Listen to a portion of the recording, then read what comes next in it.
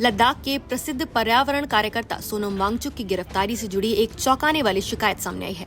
वांगचुक की पत्नी गीतांजलि आंगमो ने केंद्र और राज्य एजेंसियों पर गंभीर आरोप लगाए हैं। उन्होंने सुप्रीम कोर्ट में शिकायत दर्ज कर कहा है कि उनके मौलिक अधिकारों का हनन किया गया है। एनएसए यानी राष्ट्रीय सुरक्षा अधिनियम 1980 के तहत एहतियातन हिरासत में रखे गए वांगचुक की पत्नी ने सुप्रीम कोर्ट में एक विस्तृत हलफनामा दायर किया है। गीतांजलि का दावा है कि जब वो अपने पति से जोधपुर सेंट्रल जेल में मिलने के लिए आईं, तो उन्हें जैसे किसी अपराधी की तरह ट्रीट किया गया। उनका पीछा किया गया, हर कदम पर नजर रखी गई और उन्हें ऐसे माहौल में रखा गया मानो वो भी किसी गुनाह की सजा काट रही हों।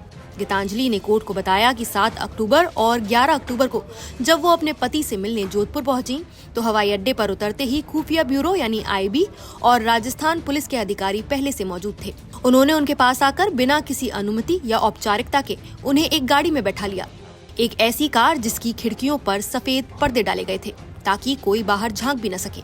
गीतांजलि ने कहा, उस पल मुझे एहसास हुआ कि मैं एक स्वतंत्र नागरिक नहीं, किसी नजरबंदी के तहत जी रही हूँ। जेल ले जाते वक्त रास्ते में उनसे लगातार सवाल पूछे गए। उन्हें कहाँ ठहरना है, किससे मिलना है और कितने समय तक जोधपुर में रहना है, हर बात रिकॉर्ड की जा रही थी। शिकायत के अनुसार जब गीतांजलि अपने पति सोनम वांगचुक से जेल में मिली, तो पूरी बातचीत के दौरान 2 अधिकारी बिल्कुल पास बैठे रहे। उन्होंने न सिर्फ बातचीत सुनी, बल्कि वांगचुक द्वारा कानूनी सहायता के लिए दिए गए लिखित नोट्स की तस्वीरें भी खींच डाली। गीतांजलि का कहना है कि मुझे ऐसा लगा मानो ये मुलाकात मेरे पति से नहीं बल्कि एजेंसियों की निगरानी के नीचे दी जाने वाली कोई पूछताछ थी। उन्होंने आरोप लगाया कि उन्हें जोधपुर में किसी और व्यक्ति से मिलने तक की अनुमति नहीं दी गई और मुलाकात के तुरंत बाद जेल से सीधे रेलवे स्टेशन ले जाया गया, जहां वो घंटों तक सुरक्षा घेरे में रखी गयी।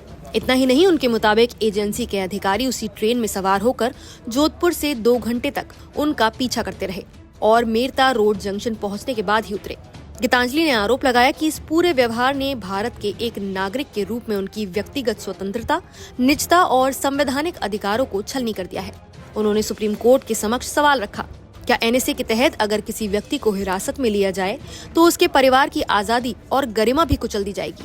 सुप्रीम कोर्ट की जस्टिस अरविंद कुमार और जस्टिस एन.वी. अंजारिया की पीठ इस याचिका पर सुनवाई कर रही है, जिसमें गीतांजलि ने अपने पति की रिहाई को लेकर बंदी प्रत्यक्षीकरण याचिका यानी हेबियस कॉर्पस पिटीशन भी दायर की है।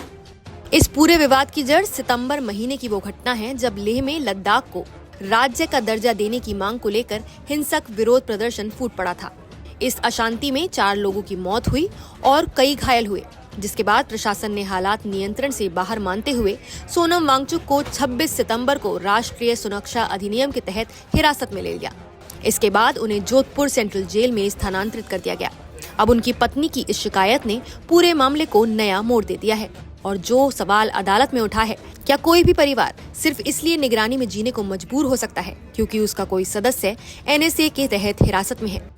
ये अब सिर्फ कानूनी नहीं बल्कि मानवाधिकारों का भी सवाल बन चुका है। आप इस पूरे मुद्दे पर क्या कहना चाहेंगे? अपनी राय हमें कमेंट करके जरूर बताइए। नमस्कार, मैं हूं मानक गुप्ता। अगर आपको हमारा ये वीडियो पसंद आया हो तो इसे लाइक और शेयर जरूर करें और हाँ, हमें सब्सक्राइब और फॉलो करना ना भूलें ताकि आप देश और दुनिया की कोई खबर मिस ना करें। तो जुड़े रहिए हमारे साथ और देखते रहिए न्यूज़ 24।